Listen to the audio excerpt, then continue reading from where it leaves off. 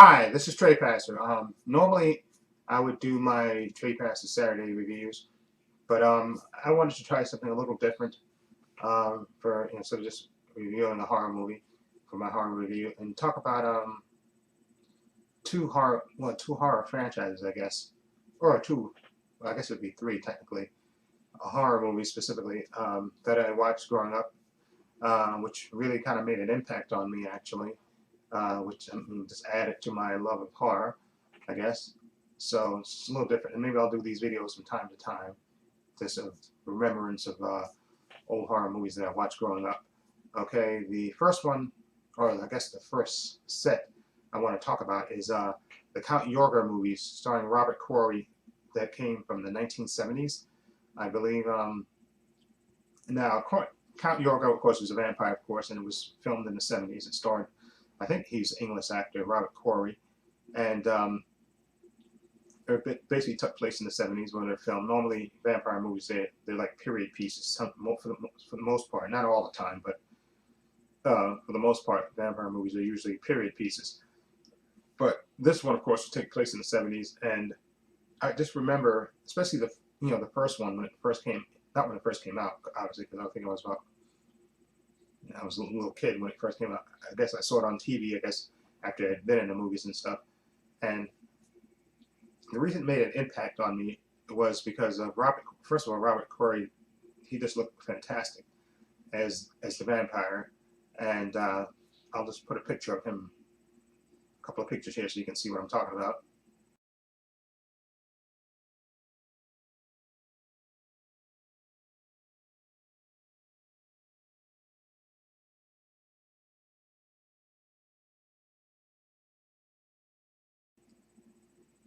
Okay, and he just looked, and he had this, I don't know, maybe it was the accent or whatever, but he just looked, he had a regal presence to him, and besides Christopher Lee, he made I guess, the most impact on me in terms of what a vampire should be, I guess. Okay, he just had this air about him, this regalness, and this absolute, like he was always in control, and that you were doomed when you came when you had to face him, you were basically doomed. Okay, and there was just no way you're gonna get out. That you were gonna survive. And if he was on you, or if he came out, if he targeted you, you were done for. He just had that presence about him, and I guess part of that, of course, I think a large part of that is the actor's presence in and how he portrayed the character, and that's why it made an impact on me. And I remember the first movie. I think, especially specifically, there there was a scene. Like I said, this is gonna have spoilers in it, so I'm gonna put that ahead of time so people don't freak out. So, how do you spoil the movie for me? Okay, I'll put spoiler in the title so that way people know what I'm talking about and that there will be spoilers in here. And I remember one particular scene in the first movie where I think there was a couple that was on his property and they were in a van, and then I think Count Yorga just basically ripped open the van and basically he grabbed the woman out, and I think he just destroyed the guy who was trying to defend the girl, and just took her. Just that he was just that commanding a presence, like it wasn't nothing.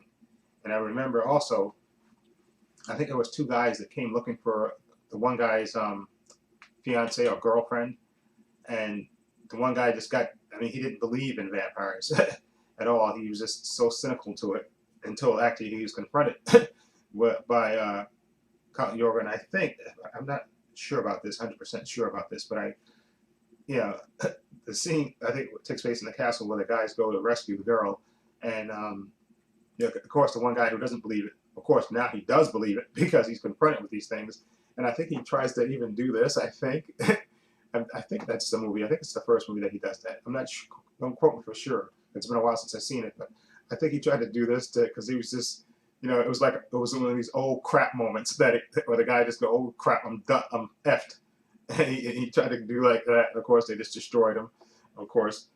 And I specifically remember the ending of this movie where the guy dispatches Count Yorga, and he's gonna take off with his girlfriend. Now that he rescued her, I think she was his girlfriend. I don't know if she was his fiance, but his girlfriend. But he was gonna take off with her because he actually, dispatched Count Yorga, of course, she flips on him, and of course, she's still a vampire, and she attacks him. Which I think for the rules of vampires, I thought that wouldn't happen. I thought when Count Yorga died, the original vampire died, but I'm trying to remember if she was fully turned. Then I guess she was because I thought if there's a moment when they don't get if he's the vampire like attacks you, but he doesn't fully turn you, and if he's dispatched, then you I guess revert back to normal once he's disposed of. But I think she was fully turned, I guess. So that's why he basically got attacked at the end, and that's how it went off with her attacking him, and then you see him dead, laying there dead, and that's how it goes off. And then there was the return of Count Yorga,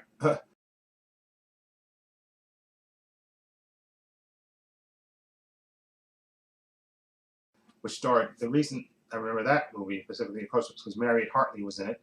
Okay, and of course, she's a famous actress, and I guess she was the most famous person besides Robert Corey that was in it. And this one was to leave it even more than the first movie because I don't remember how Yorga was resurrected or he was just there and then the story takes place again because it's been a while since I've seen that movie and I really need to get these two movies. They should release those on Blu-rays. I don't know if I know they probably on DVD, but those two I would love to get those two on Blu-ray. But anyway, specifically there was a scene. This scene always stuck in my head where basically where the brides just attack. Because I think Count Yorga meets Mary Hartley at some kind of party, a dinner party or something. And of course he immediately smitten with her and wants her to make her his vampire bride.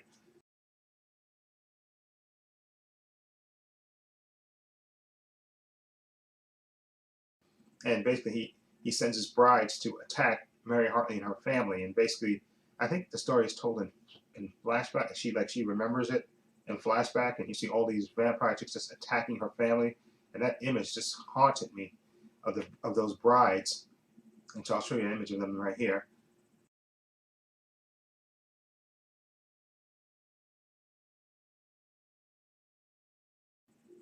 And it was just, the way the way it was shot, and the music and everything else just haunted me and just stayed with me. And I just set chills up my spine just thinking of that scene. And of course, Mary Hartley, I think she had a boyfriend, which I think was the guy that was in the first movie that didn't believe in a vampire. It's the same actor. He was the same actor in this movie. And of course, he comes after Count Yorga to rescue Mary Hartley. And of course, the brides attack him. He's coming after him, and Count Yorga basically unleashes his vampire brides on him and says basically goodbye. I forgot what the guy's name was, and he basically unleashes all these brides on him. And you say, "Oh God, this guy's dead." So I guess Mary Hartley's gonna have to figure out a way to defeat Count Yorga by herself.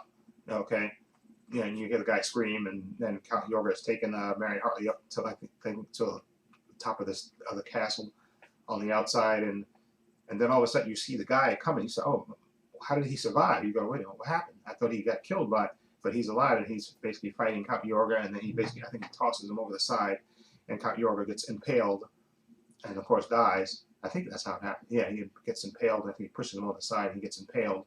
And of course, Count Yorga dies, and then of course Mary Hartley snaps out of her trance, and she's hugging her boyfriend, and then then all of a sudden you see that he actually didn't. He didn't survive. He actually got bit, so he got turned. Okay, and you see him. As a vampire, he has the teeth, and he starts attacking. Mary Hartley. Then that's how it goes off. And those two movies is really, really this. To me, I love those two vampire movies. They're just two very well made. Like Robbie Corey was a great vampire, and like I said, I'll put more images in here so you'll see what I'm talking about. But I just loved those two movies, and I really need to own those. I don't know why I don't have the DVDs of those, but I should. I really wish they were on Blu-ray. Maybe I'll look it up, and maybe they are in another country or something, because I don't think they're on Blu-ray in the States.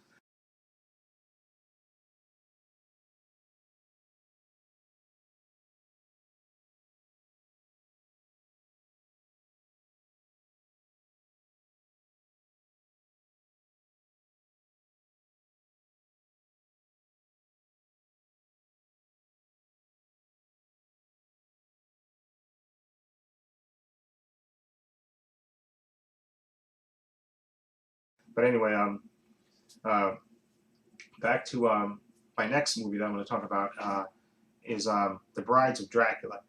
This movie starred, of course, Peter Cushing, David Peel. Now, the reason this movie, this was actually, I think, the second vampire movie in the Hammer horror movie. I think the first movie, of course, Horror of Dracula, starring Christopher Lee and Peter Cushing. But I think for the second movie, they wanted, of course, Christopher Lee to return to his role, but he didn't want to. I think the reason I think I read that he said he didn't want to get stereotyped as playing a vampire, so he didn't sign up for this one. Okay, so they had to basically get another. I think they had to rewrite the script because I think they had a script ready and stuff, and then he rewrote the script and added, I guess, a disciple of Dracula, and which was played by actor David Peel. And of course, Peter Cushing again was, of course, Van Helsing. And this one starts out basically with a young school teacher, beautiful actress. I forgot what her name is, but she's absolutely striking, beautiful. I think she's an Italian actress, and I'll show you a picture of her right here.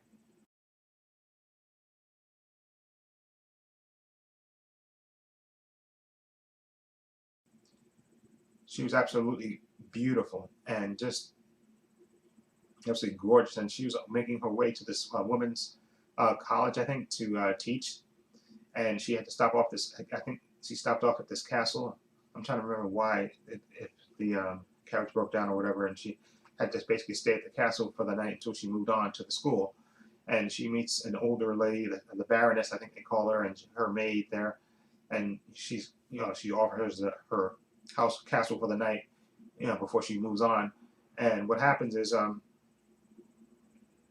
course, beside the Baroness, there was, of course, her servant, a female servant.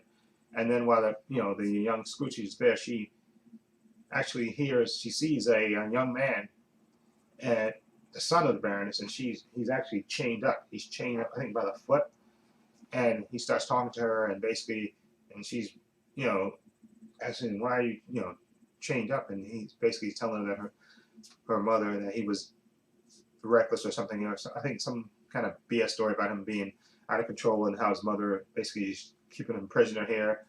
And he basically convinces her to unchain him, which she does. And of course, that's the wrong thing, of course, because he's actually a vampire, and his mother was chaining him up to keep him from, running wild and attacking people and stuff, of course. But before he leaves, there's a haunting image that, actually, not before he leaves. He, breaks free, but you see when Van Helsing comes into the picture, and he goes back to the castle, and he finds out that basically this vampire has attacked his own mother and turned her into a vampire, and that's the haunting image which I'll show you right here.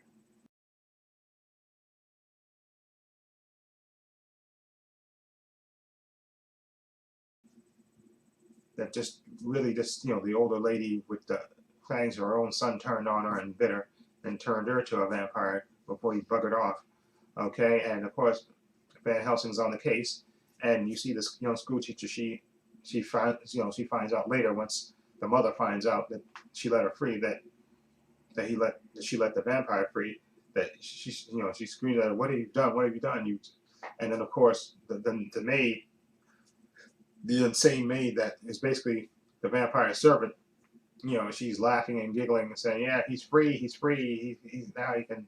And so basically, she's like his minion. But why she didn't free him before then, I don't know. I think the mother had the keys. That's why she couldn't free him, I guess. But anyway, young teacher heads to the college, and of course, then the vampire attracts her to the college, the female college, and of course, he attacks a few of her colleagues, and turning them into vampire brides. And there's a haunting image of those two women that get turned, which I'll show you right here.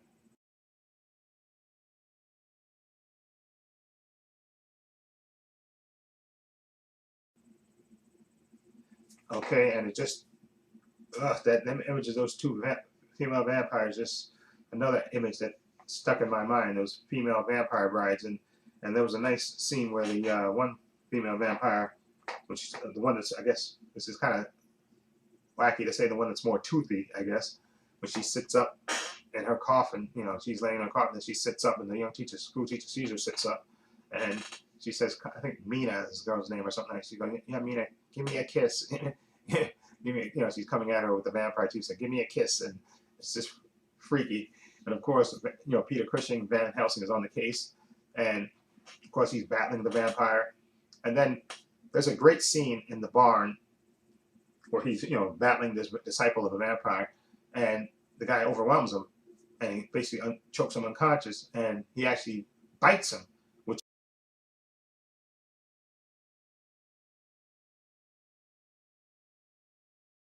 stunned me at the time when I watched it for the first time. I said, "Oh my God, Van Helsing's been turned. He's been bitten."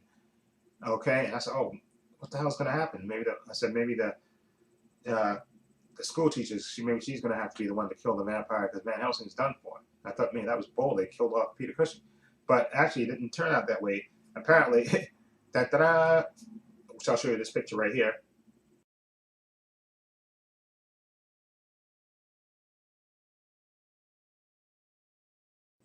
Van Helsing takes one of those branding irons that they brand horses and stuff with, and he basically cauterizes the vampire bite, and then I think throws holy water on it, and miraculously he's not turned into a vampire, which I thought was great. How they came up with that. That was fantastic. And of course, Peter Cushing overcomes the vampire, Van Helsing, and manages to kill him.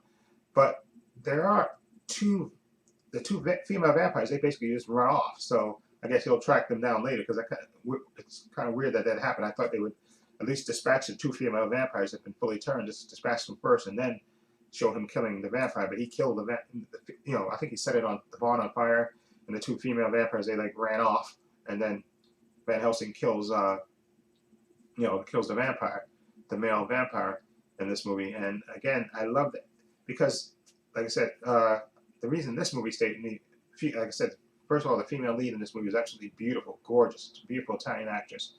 She's absolutely breathtakingly beautiful.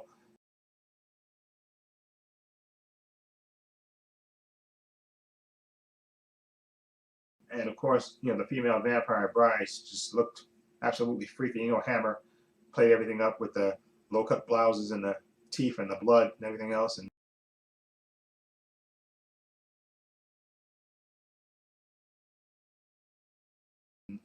then, of course, you had Peter Cushing, of course, who was just a vampire hunter in the King, as far as I'm concerned. Peter Cushing can play a villain and a hero, but he was just fantastic as Van Helsing in this vampire series. And it's just, and again, this is, I think, the only one that didn't have Peter Cushing in it. It didn't have Christopher Lee in it, that he buggered out. And then, of course, for the next one, he came back. Of course, I guess after the success of this one, he decided to come back. But those two movies, I just wanted to mention those and see if anybody else, had the same feelings about those two vampire flicks that just kind of stuck in my mind because they were just not two vampire. I guess it'd be three technically, but those just stayed in my mind, and I just really enjoyed them a lot. And so again, so that'll be my I guess little analysis or remembrance of these vampire flicks for Trepacer. Excuse me. Excuse me. Trepacer Saturday reviews. Say horror reviews, and like I said, every once in a while I'll probably just do this just to mix it up instead of just doing straight reviews, just to mix it up. And anyway, let me know what you think of those technically three movies. Feel free to leave comments down below if you've seen them or not. This is Trepacer saying so long and take care.